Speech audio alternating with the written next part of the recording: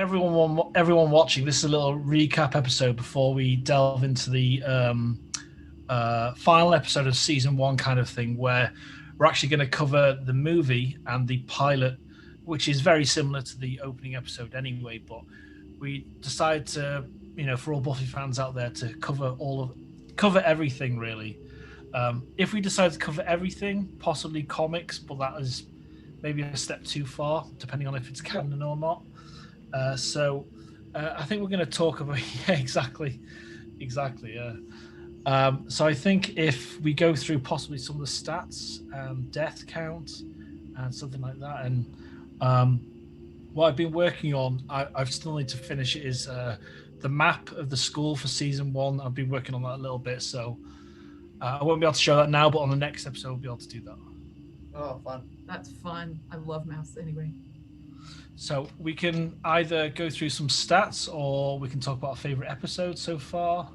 Stats. Let's do the stats. So I guess, do we want to go, deadliest episode? Yeah. So deadliest episode was Prophecy Girl, the season finale. 10 dead. So that's 5 vampires, 5 humans. So big death count. And then the next one, follow-up, was Never Kill a Boy on a First Date, with 7 deaths. That's like two vampires, 5 humans, because the whole bus crash. That's the one at the funeral home, isn't it? Yeah, with the bus crash and where the anointed one comes from. So those were the 2 highest kill counts. And the way, just to clarify, I counted, so I think his name was Barbus, whatever, the crazy guy in the bus. I counted that as 2 because 1 for the human soul death and 1 demon soul death. So if you get turned into a vampire and killed the same episode, I count that as 2 deaths. I think that's fair. Yeah, I like that. Separate entities, right? Because they say it's the demon, right? So yeah, my OCD absolutely loves that. What was the kill count on the pack? The I feel like it was pretty high. It wasn't high. Just one pig. Yeah, so I had miscellaneous there too. So two on the pack. It was just 2 humans. Only 2? Because I thought there were a whole bunch in the room that cafe. They go into that room. Oh, there's a bunch of them. Yeah, the common room. Yeah, remember they're watching cartoons. No, that's Prophecy Girl. When they kill all the vampires. Oh, that was Prophecy Girl. I missed it. Oh, wow. Okay. Yeah. So right. Sorry to jump about, but in Prophecy Girl, how many humans die? 5. Yeah. So that's the ones in the room, in the AV room. There's 5 dead in there, and then the vampires. That's right. Yes. Wow. Oh wow. Biggest death count. The pack is 2 and a pig. 2 humans. Yes, that's right. Oh yeah. But yeah. That's fine. So who's winning the fight? The good. Oh yes, I do a have good those totals point, too. Okay, let me see. So so I have different stats. So in this season, 19 vampires were killed, 23 humans. So unfortunately, yeah. I mean, if you conclude demons, they're still not ahead. It's there's 3 demons. So so they took out 22 monsters in the season, but they lost 23 people. So Wow. Oh, we're not doing so well. Yeah. I have a question. Jessica, do you know how many principals died? Just the one so far. Okay. That was the pack, right? Or was it? Yeah, that was the pack. That was the pack where they took out Principal Flutie. Yeah. Because of his bully-minded liberal thinking that got him eaten. Yeah. That was a really good scene actually, where they were just kind of smelling him like the prey. I absolutely love that. Yeah, me too. Very, very creepy. Very. Yeah, it was. That was a good. I was sad though too, because of same. He finally had that moment of Buffy where she felt like someone was on her side, which they did with the poor biology teacher too. Yeah, biology teacher. Yeah, thanks, Jessica. That's really interesting, actually. Yeah, I wouldn't work at that school. No. Oh, that's the other thing I had. I have deaths on campus. So Oh. they had 12 people discovered, like bodies discovered on campus or killed on campus. Wow. So more than half the humans that died in this season died in the school. Yeah, so you just imagine. Police have only made an appearance once. Yeah, and Joyce was like, "What's wrong, honey?" When like has several bodies. Like, do they not send notes home anymore? I guess not. They're just like, whatever. Which episode was it where was it FBI or CIA appeared to collect that student? The one that was invisible? Yeah. That was the same episode with the police. So the federal bureau, FBI or whatever, or whoever that group was, they've appeared the same amount as the local police. That's really quite disturbing. In fact, I think they actually probably outnumber appearances later on in the series than the police. I don't know if the police ever make another appearance. Maybe a couple times, but I know there's more FBI later on. Wow. That school needs officers that look younger to be at the school. Yes. Yeah. That's what they need. Plain clothes. Yeah. Yeah. Yeah. Oh my god. True. Let's see what other stats I have. Oh, so I calculated Buffy's kills. Because there's a lot of vampires that die, but not all of them were killed by Buffy. Oh. So she took out, of the 19 vampires, she took out 13 and 2 humans. Yeah. And then 15 of the dead humans were vampire kills. Okay. So of the 23, so there was, it was like 8 that weren't killed by vampires. So wow. I wonder if in the show, you know how your that stat about who killed who, if any other humans kill any other humans rather than killing demons. There's the one, you know like that vampire term familiar, so someone that's kind of sympathetic that isn't a vampire. That'd be really interesting if that kind of term, that'd be quite a dark thing if one human that you might think is regular actually kills someone else for a vampire. They had it with Moloch, so I counted that as a kill by Moloch, I guess, technically, but it was a human. Oh wow, that's right. They set up the one student to commit suicide. Yeah, so that was kind of the only that human on human, and the pack, I guess, if you count. That's demon possession, I guess, but it was another demon. So they did have a few, and then I guess let's see. In terms of kills, who had the most? Darla had the most other kills besides Buffy in terms of the named character, but a lot of those were vampires. Yeah. She did kill a lot of humans, actually. Wow. That's right, because she killed the 3 in that one scene. Mm-hmm. So she had the boy in the first episode, and then the 3 vampires she got to kill. So she had the most. In terms of human kills, it was Mark from the puppet show, because he got 3 people. Wow. Oh yeah. So I guess I think I counted that they killed in his death count. I think I counted Sid as a death. Yeah. I think I have a note about that. Let me see. Was his 2 humans and one puppet? So that's but I counted that as a human soul because they were the ones that turned him into a puppet. And he's not like in a limbo state where he's not aware of where he is. He is like, a soul inside that dummy. So yeah, exactly. And they killed his body too. So like they were the one that transferred him, and then the body died. So I had 3 kills. So yeah, there you go. Is the most killed. I think the puppet show is my favorite episode. Really? Yeah. I'm looking through them now, and Teacher's Pet's got some great moments for me. But I think the puppet show and Nightmare is possibly my 2 favorite episodes.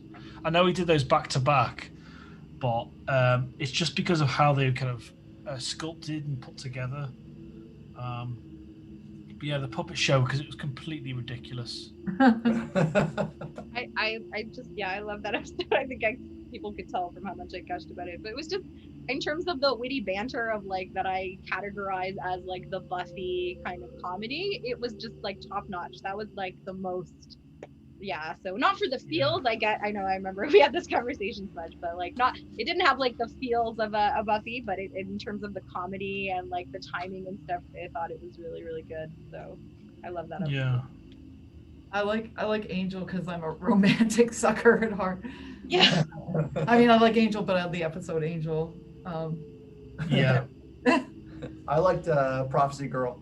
I just love the big culmination of the story that builds the whole season to that climax, and there's some wonderful human moments from the lead characters, with Buffy having a little bit of a breakdown, not wanting to do it because she's fated to die, and everybody just seemed a little more human with their situation in that episode to me, which I quite liked. So yeah, really vulnerable moments. Yeah. Yeah, that is a good episode. That's my second favorite. yeah, that conversation she has with Giles, where you really like, because you forget, right? They do make a big joke of it, like I guess with like puppet show and stuff. It's very comedic, and you forget she's like the 16-year-old girl with like the weight of the world on her shoulders, and that conversation she has with Giles is so touching. Like it's such a good moment, and Sarah Michelle Gellar really like sold it so well. Yeah, I really enjoyed that. In fact, we were talking about watching the movie. I didn't realize there was that same almost moment in the Buffy movie, but it didn't even come close to her speech in the show. So which was neat. Yeah. Have you guys got a favorite moment of a particular episode? Oh wow, that's a good question.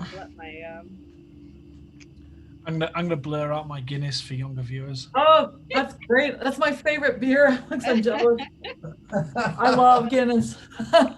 The reason I put that question out there is because I can't quite remember. It might be Prophecy Girl, where Buffy's in the kind of white silk dress or undergarment, and she's at Hellmouth. Which episode is that? Is that Prophecy Girl? Prophecy Girl, I think. It's when the Master throws her in the water. Yeah. Yes. Yeah, they just recapped that. She kind of dismisses her. It's a magical moment because it's so funny. It's so dark as well. But I love the dress as he walks out. Like, yeah. Favorite moment, boy, that's tough. I'm having to go through everything. I know that it's incredibly difficult. It's very difficult. Yeah. I think I would have to break it into like categories. So like in terms of like the emotions, I definitely I would have to go with Angel. Like that is she's still my heart. Such a good. I've got a favorite moment. Oh, sorry, Jen. I've got a favorite moment. But it's from after this, so I'll hold off. Season 2 begins. But... Yeah, I like that scene from Prophecy Girl is also so powerful. I think that was one of the most like emotional moments of the season for me with her. The Giles moment? Yeah, I think that's because that captures the whole theme of the whole series, I guess, like that, that she's a strong girl, but she's also a real teenager or, growing up. But it's totally cool. And then I guess for comedy, I'd have to go with the puppet show, especially the ending scene. It's tied for me, the ending scene for them, but like Principal Snyder's introduction, everything he said that episode was just pure gold. Like I just laughed so hard. Appearing out of nowhere, like the genie in a lamp. He is incredible. Every word out of his mouth is so incredible, so good. I quite like the in Nightmares, just some of how for non-funny moment how brutal Buffy's nightmare was with her dad. Outside on the bench. That little speech, just how crushing that would be to somebody is amazing. I mean, the rest of the nightmares in that are kind of basic compared to that one. That was such a great moment for me. For funny, there's so many. It's really hard. I've got my favorite scary moment though. Scary moment? Yeah, because is it the gentleman? What was That's way later. Oh, that's later. Okay, so then I'm jumping ahead. Ignore me. I was going to do this. We'll just bleep that out. I'm not an elephant, but anyway. Yeah. Sorry, I jump around a lot. Ignore me. I did love the episode, the part in Nightmares with. I totally agree with what David was saying with the outside the dad. Oh. I thought that's incredible. It's almost like a moment from a Freddy Krueger film before he appears, because he can really manipulate people. If you watch, like, there's a lot of goofy moments in some of those, but there's some really dark, like when certain characters connect with parents, and it's very, very similar in many ways to a Krueger dream. And I think David's right. I think it's a really brilliant moment. Everything else is kind of goofy, the chess club and the clown. But one of my favorite moments is the idea in my mind that Xander, when he was a child, was like, this is no disrespect to anyone, but massive as a little boy. Yeah. Like a big boy, because he's finding all the chocolate on the floor. So it's like an idea. So I had an idea in my mind that he was kind of Augustus Gloop when he was a child. Yeah. And it was a great setup. But I think David's right. I think that moment outside is definitely the best nightmare, because it is a real nightmare, for many people. Yeah, absolutely. And it's something that people live through. Yeah. They'll have to go through. So it touches on a lot of things for a lot of people. Yeah, absolutely.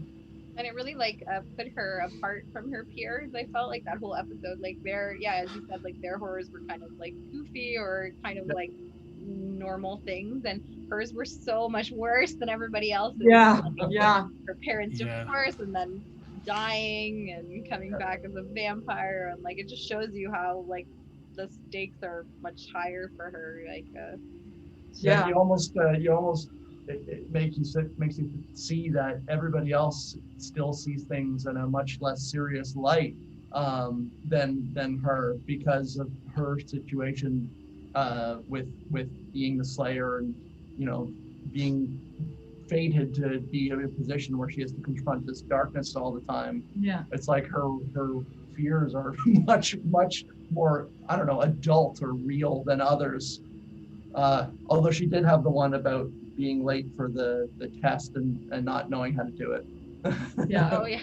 And the time, just like she looks up and like 40 minutes has passed. Yeah, that was really low. I feel like that's actually happened to me. I don't think it's a fear. Yeah, there's so many. I can't even think of any. I think I'm just spaced out. I really like the funny moment early on. I can't remember what episode, but when Giles is training Buffy and she's looking at his arsenal and she says, "Ooh, a crossbow," and he says, "Oh, later we have to do this first," and they duel with sticks, and she completely kicks his ass. Yeah. Like in seconds, and he goes, "All right, the crossbow." He's got all the padding on and everything, doesn't he? That's right. Yeah. I've just got this random memory. Do you remember in Coming to America where Akeem and I can't remember the other character, they're doing the fight with the two wooden sticks? Yes. They're doing the training. It just reminded me of that. It's kind of completely ridiculous, Now I I'm think imagining that. I'm imagining the scene from Robin Hood Men in Tights where the sticks go. Oh, that's such a good film. Was there any like random moments that you guys were like your random chat? Yeah, that for me it's the random chat, because it didn't really appear. It didn't really happen again, and I thought that would be something they would just kind of pepper in, Yeah, they have other actors in episodes who get speaking parts who never show up again, but usually they're part of the story. They don't just pop in for a second, say something, and then disappear. Yeah. That first one in the computer lab is by far the best one.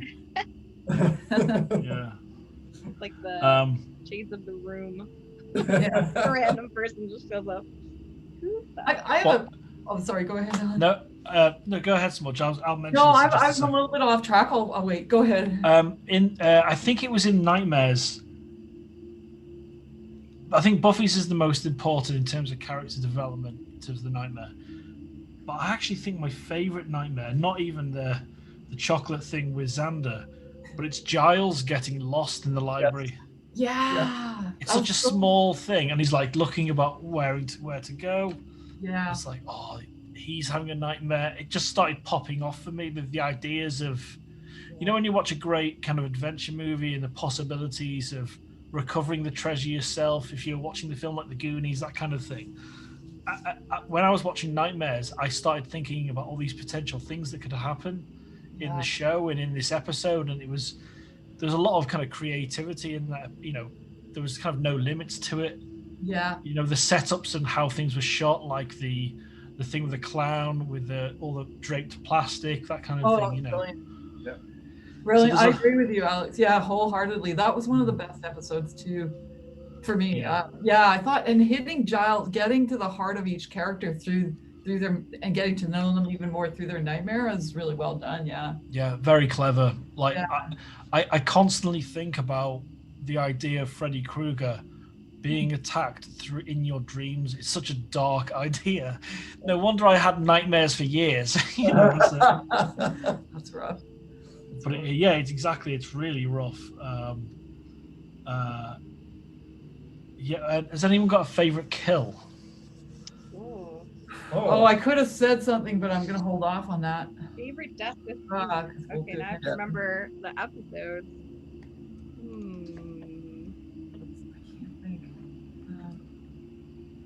Would yours be the she mantis? Yeah. You read my mind. Yeah. You read my mind, Jess. Yeah. That's hilarious how you knew that, Jessica. Yeah. She just knew. Yeah. It's on the artwork. That's really great. That'd be a great Halloween outfit, actually. I don't know how to be a mantis, but wouldn't that be great? Wouldn't that be great? Yeah. Yeah. I'm thinking of characters, and I mean, I know this is pretty broad, but just spanning all the characters, like, I don't know why, but I relate to Willow. I mean, they're all great actors, but I just always feel sorry for Willow in a way, because she does the being hurt thing without overacting, like with Xander and all that stuff. So I don't know if you guys have a favorite character, or if it ebbs and flows, or. Do you find it difficult, because I think the three of you are well versed with Buffy far more than I ever was. Do you find it difficult talking about a character in development without talking about further seasons? Yes. Yeah. It's hard to only compartmentalize them in the episodes we've spoken about. Yeah. Because a lot of them, it's one of the best parts about the show is how the characters grow and develop, and everyone does. Every single character does, which is very rare in television, I think.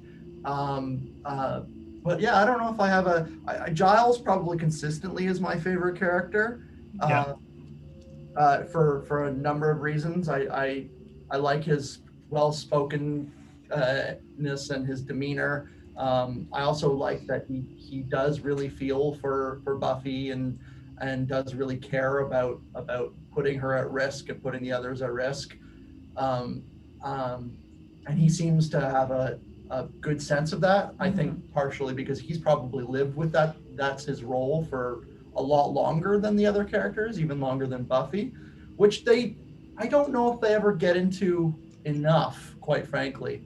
In terms of history of the Watchers and things like that. I know they do a little, but yeah, that's a good point too. He's such a good mentor, father figure character. Yeah, absolutely, yeah. And that's what I loved about Doc Brown and Marty McFly. It wasn't the action, it wasn't the science fiction, it was the friendship of the two characters. That was just throughout in all three films. I really enjoyed all three. Yeah. And I think that dynamic between Giles and Buffy, I think it's super strong, and it's almost like you almost don't need anyone else, but there's so much flavor to everything else as well. Those two are super connected. I think it's fantastic that way. Yeah. For me, I have to give a shout out to Cordelia. I feel like that's hard to separate because you know it's coming, I guess, if you've watched it. But I mean, even in this season, she always provides great comedic timing. She's always there with a great addition, one-liner, and then we got a hint of her depth a little when with the Out of Sight, Out of Mind episode, and then she came through like that moment. It was such a great moment they gave her in Prophecy Girl, where she like charged in with her car right through the side of the wall, right up to the library. It was just good. So I felt like her progress from like episode 1 all the way to the season finale was really good. So I think she's a really good actor. That's a good one. She actually has one of my favorite comedy moments in the puppet show episode. One is her singing, which is absolutely terrible.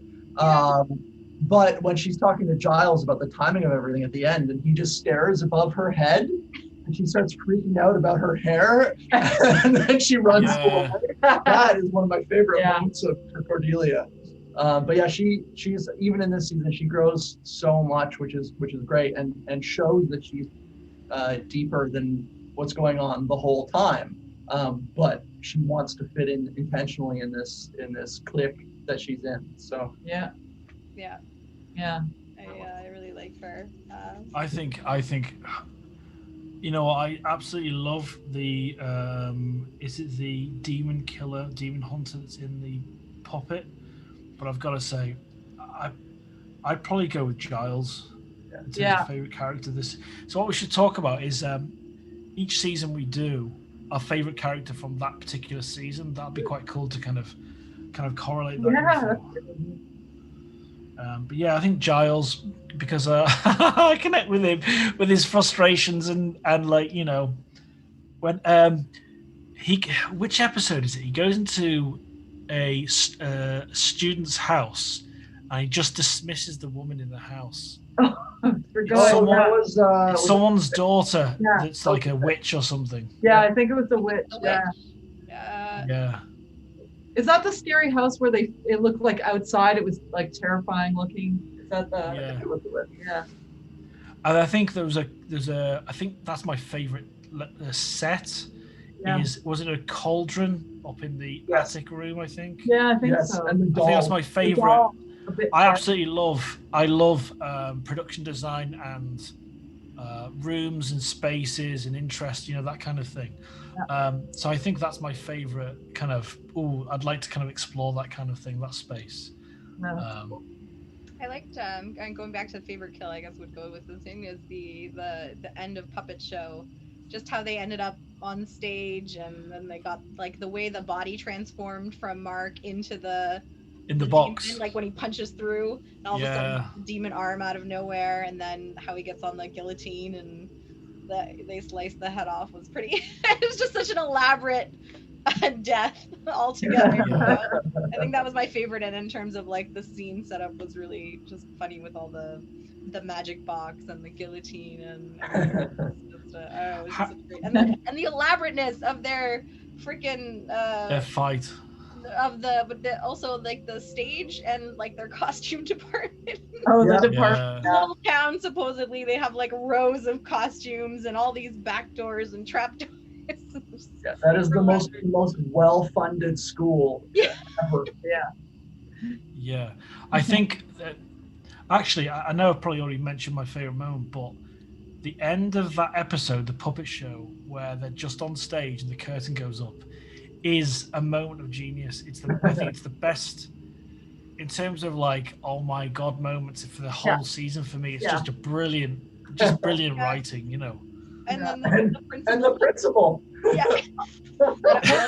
I don't get it. What's his line? Yeah, I don't get it. Yeah. That is great. Sells it so well. That's so great. I absolutely love that. So good. Yeah, I really love that episode. Such a great episode.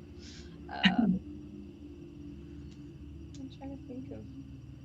No, mine was sorry.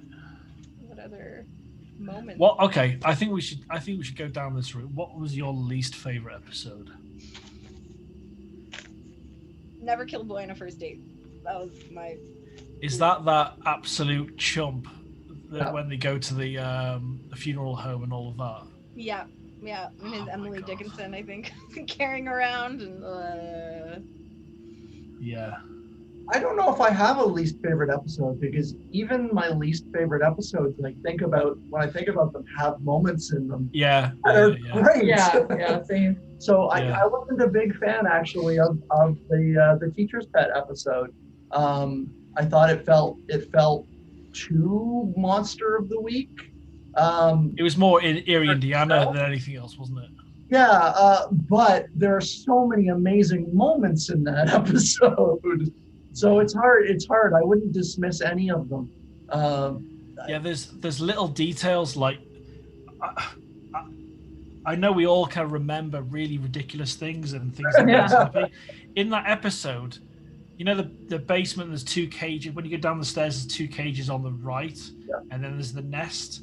But when they go down the stairs, there's a tiny window into the basement with this tiny little curtain, and it's completely ridiculous. It doesn't need to be there.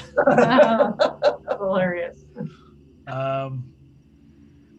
Yeah, that's a really good shout. That I think that most episodes it's going to be really enjoyed, but then there's some stuff. Oh no, well, 1 or 2 we don't like, but then there's some stuff that's really good fun. Yeah. I hate to be a party pooper, but honestly, the puppet show was my least favorite. I know you guys like it, but I didn't like the puppet, and that ruined it for me. I love the ending. I love it's incredibly creepy. It's creepy, but especially with how kind of lechy. He was creepy. Like I think David made the comment because I'm just remembering the episode when I edit them, and he's watching the ballerina at the very beginning of the first shot. Yeah, and he's making these sounds, these lechy sounds. Am I remembering correctly though that like Xander tells him off, and I'm like, come on, man, like, come on. You're not one to talk.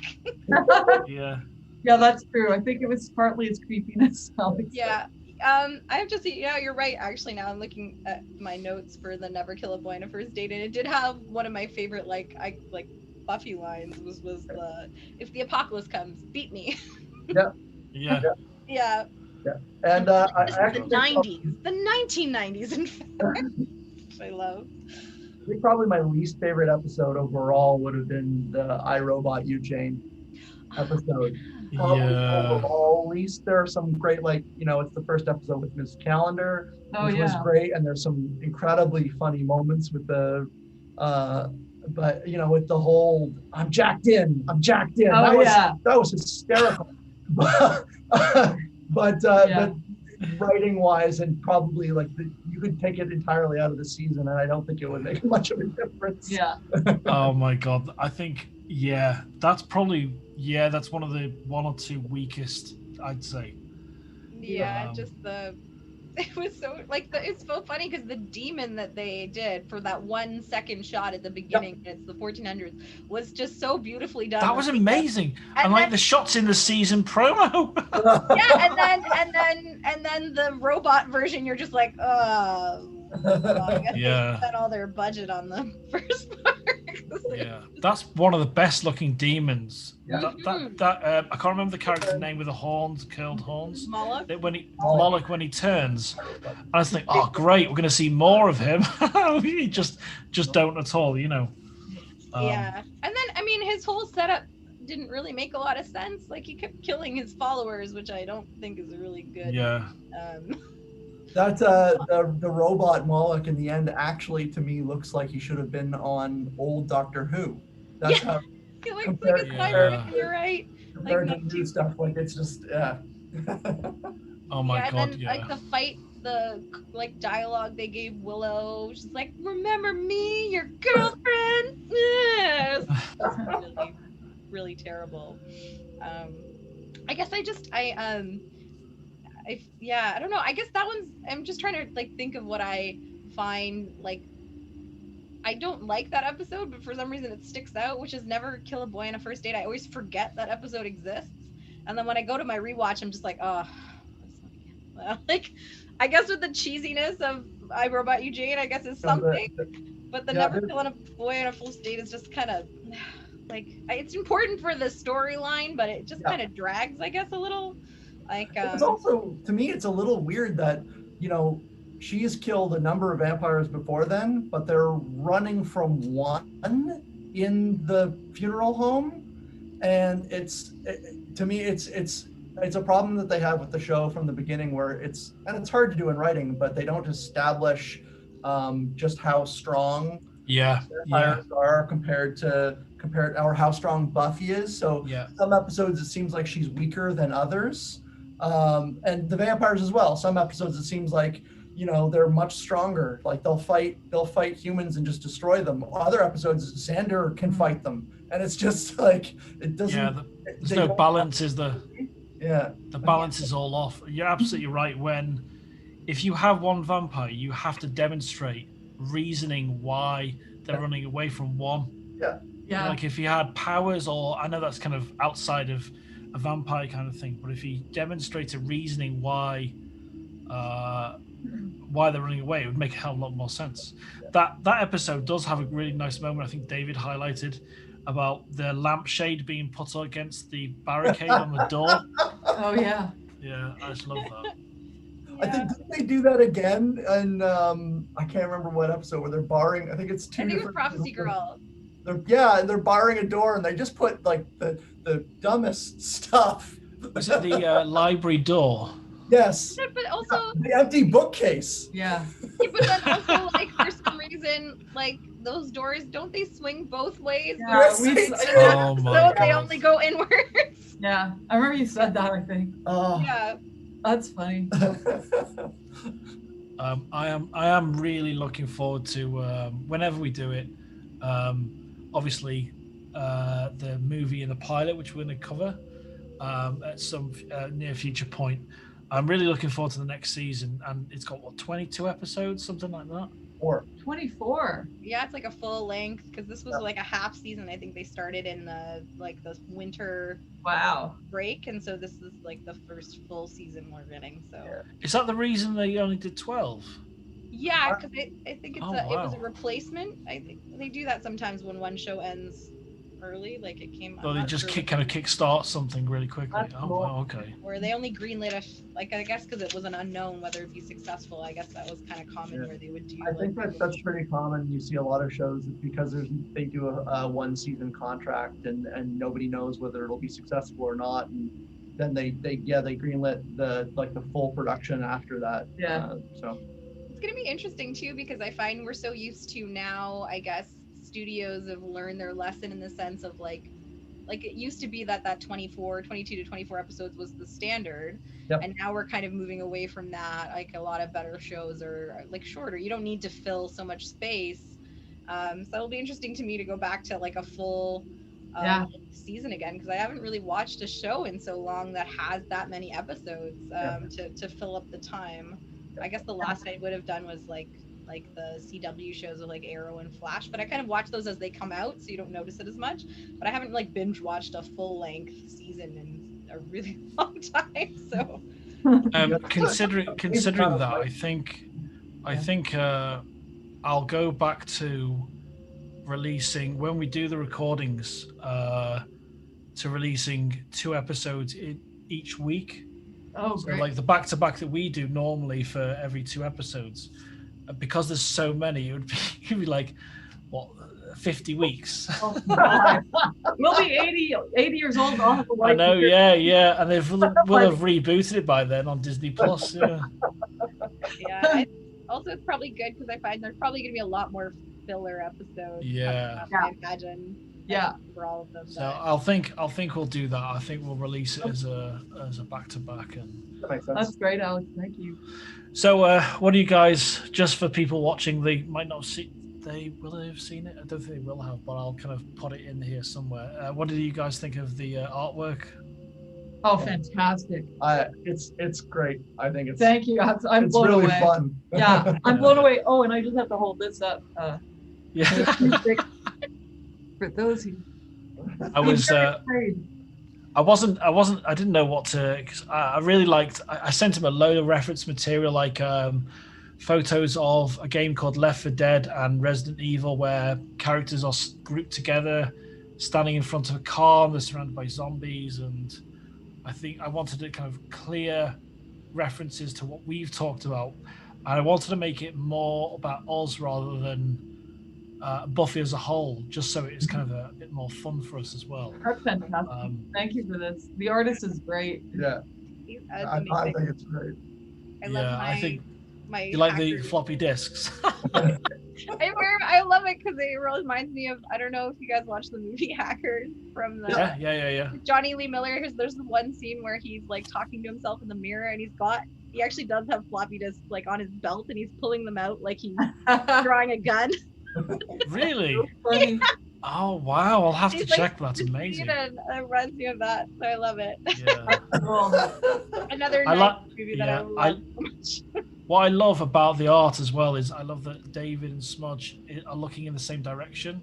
Oh, yeah, true. With the way we're recording together and separately and all that, it just made a lot of sense. And what did you think of the characters that were in around the background? Did you notice one or two from the show? Yes, I did. Yeah, they were really amazing. Yeah. So what I did with that, I actually spoke to the chap Danny, and I said to him, "Have a look at the show." I didn't suggest monsters. I said to him, vampires and werewolves, and that was it. And then he picked one or two, which were his favorites. Excellent. And he already knew the show, which was really great. Oh, that's fantastic. Thank you, Alex, for setting that up. And but it was it basically some of the money that we received for Hellbound, I put to commission the art, because I think going forward I want something really, really nice, and I think it's just a lot of fun as well. And I put the little squares of each of us, so it almost looked like a 80s Nintendo game box. Oh, that's fantastic. So there's each of our names, and then there's I put the yellow font for each episode. So I think the best thing to do is just use that on the next season going forward. I think that's the best thing to do. Sounds fantastic. It reminds me of like board games, like you get your little character. Yeah, exactly. Yeah, like Hero Quest or something like that. Yeah. I think that's where it must have come from, actually. Yeah, it's amazing. Yeah. Thank you so much. I love it. I was really happy. I didn't realize he was going to do kind of uplighting, so it like showed loads of shadow in that. So I was very happy about that. Thank you, Alex. He did the Hellbound art for the T-shirt and everything. Yeah. Oh wow. It's the same guy. Yeah, I was really happy with his back and forth, and there was a Sunnydale sign in the background, which is kind of looks like a crumbled sign, like a stone sign. But in the previous version, it was like a crisp, brand new sign. But I said to him, I want that so it looks like it's battered and stone and broken. Great idea. Yeah, a lot of fun. I kind of gave him a lot. I gave him a lot of reference material. I actually sent him the photos of the floppy disks. I sent him was it a picture you sent me about the jacket with the frying pans in? I think I sent you a photo of Jamie Oliver. I sent that picture to him. Yeah, I found a battle axe guitar. I thought that's perfect for David's weapon, because I know you mentioned that. And then I don't know if you've noticed, I can't remember, I'm actually holding Buffy's sword in my left hand. Oh, I didn't know that. So it's almost right, almost perfect. But I sent him a reference. Actha or something like it starts with an A. I think the name of the sword, but it's Buffy's sword from one of the later seasons. Wow! And then it's obviously the little tape recorder as well, which I loved. That's what I was distracted by. That's all I noticed. Yeah. So I just I love, as you guys know, I love doing this. So I was really happy getting that done. And thank you. I think moving forward, I'm going to put everything on a separate. Definitely on a separate YouTube channel, and at some point after the first season, release the audio versions on Spotify and iTunes as well. So get that set up. I think that's great. Kind of tie it all together.